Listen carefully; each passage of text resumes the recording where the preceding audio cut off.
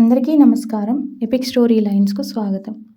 మాఘమాసం శుక్లపక్షం సప్తమి తిథిని రథసప్తమిగా జరుపుకుంటాం. సూర్యరథం దక్షిణాయనం ముగించి పూర్వోత్తర దిశగా పయనం సాగిస్తుందని భక్తులు విశ్వసిస్తారు.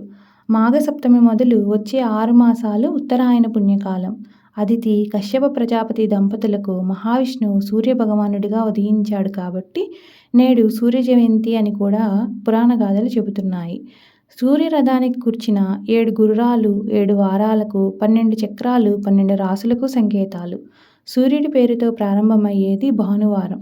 శనివారంతో వారాంతమవుతుంది. మేషం నుంచి మీనం దాకా 12 రాసుల్ని పూర్తి చేయడానికి సూర్యరథానికి ఒక ఏడాది పడుతుంది అంటారు.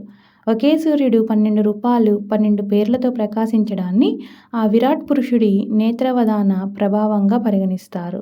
వేదవాక్యాన్ని అనుసరించి ఉత్తరాయణ పుణ్యకాలంలో ఆ సూర్యకాంతిలో జీవం సాగడం మహాభాగ్యంగా వర్ణిస్తారు.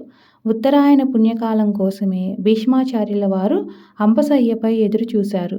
ఋగ్వేదంలోని 10వ మండలం 85వ మంత్రమే సూర్యుడి పరంగా చెప్పిన గాయత్రీ మంత్రం.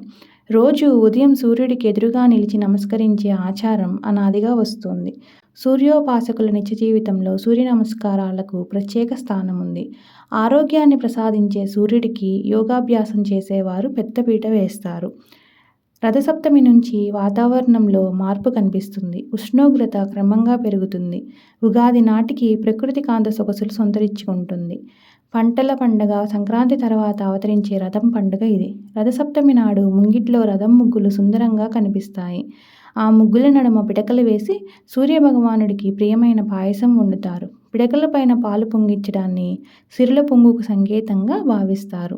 అప్పటికే రైతులు ధాన్యరాశులను ఇళ్లకు చేర్చి ఉంటారు. ఉదయాన్నే ఇంటిల్లిపాది స్నానాలు ముగిస్తారు.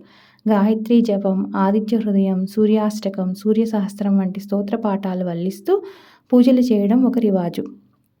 మహావిష్ణువు ప్రతిరూపంగా పూజించే సూర్యభగవానుడికి దేశ విదేశాల్లో ఘనంగా పూజలు నిర్వహిస్తారు. రథసప్తమి రోజున అరసవెల్లి సూర్యదేవాలయం, కర్ణాటకలోని మైసూరు ఆలయాల వద్ద సూర్యమండల, సూర్యదేవర ఊరేగింపులు ఉత్సాహంగా నిర్వహిస్తారు.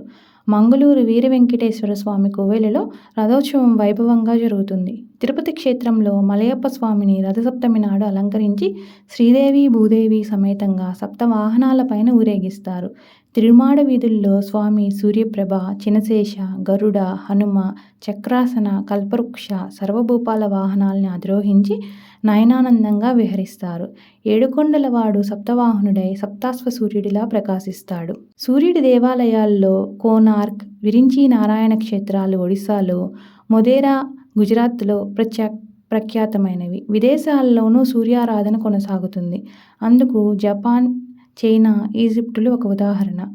జీవరాశికి ప్రాణశక్తిని, ఉత్తేజాన్ని ప్రసాదించే అధిదేవత సూర్యుడు. సూర్యుడు జ్ఞానమండలం అని సూర్యమండల అష్టకం చెబుతుంది. జయాయ జయభద్రాయ అంటూ ఆదిత్య హృదయం. శరీరయాత్రలో జీవుడు చేసే కర్మలన్నిటికీ సాక్షిభూతుడు సూర్యుడు.